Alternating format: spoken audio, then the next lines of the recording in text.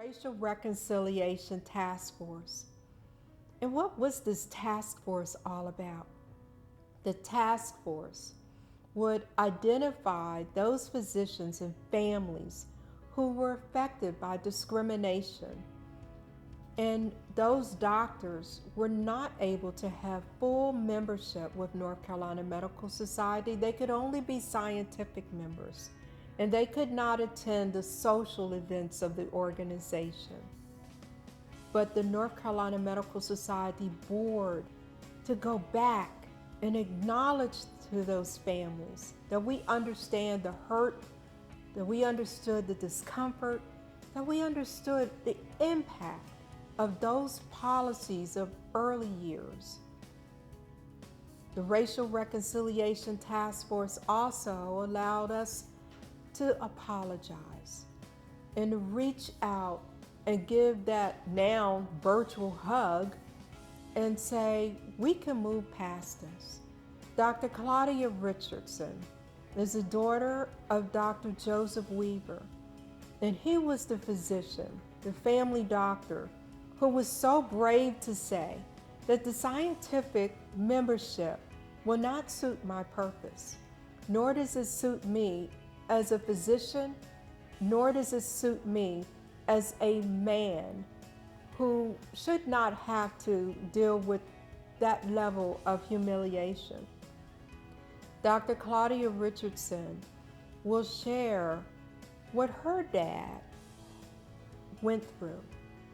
And she will share her memories of her mom, her dad, their clinic, all their activities in Ahoskie, and what they had to do because of segregation.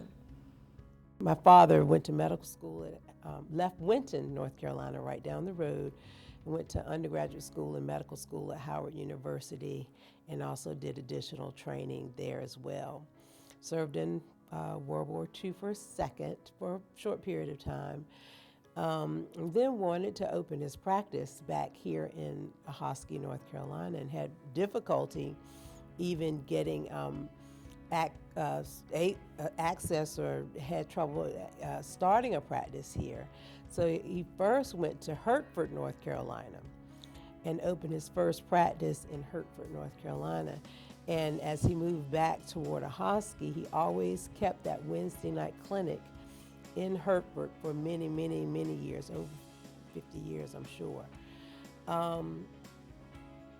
When he did eventually come back to Ahoskie, he started a practice on Railroad Street, which is no longer there, obviously. And he also worked with the health department quite a bit. At the hospital at the time also did not allow, was segregated. That's the best way to say that, was segregated. And women of color were not allowed to deliver babies at the hospital. So he and my mom built what later became Weaver's Clinic on 111 North Maple Street. And upstairs, he had an L&D unit, essentially. My mother happened to be a nurse, so they worked together.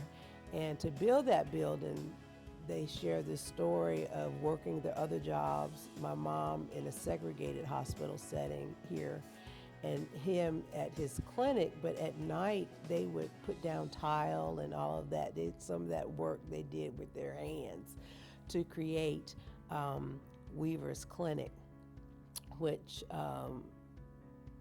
was just a major practice here in town, a very, very busy practice in town. And he was a member, an active member of the North Carolina of the Old North State Medical Society, but he wanted to become a member of the North Carolina Medical Society, and also wanted to become a member of the AMA, the AMA, and he was denied those privileges because of his color. I shared this opportunity to meet with the North Carolina Medical Society and how honored I felt on behalf of my father. He wasn't much for huge accolades, which is really interesting, but to know that that we're even having these conversations now as a woman and a woman of color in medicine in Eastern North Carolina, all of those things, we are appreciative of the gesture and hope that having these open conversations will help move us along so that we can have synergy in our work.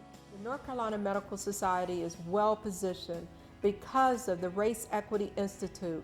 We now have a health equity lens. That health equity lens allows us to actually utilize the information for the Maternal and Child Equity Task Force, to utilize that information in terms of our guiding principles, to utilize that same information in the creation of future task force and committees. The idea that every physician can now be part of the North Carolina Medical Society, regardless of race, background, culture. Every physician has an opportunity to be the best they can be for the sake of the people of North Carolina.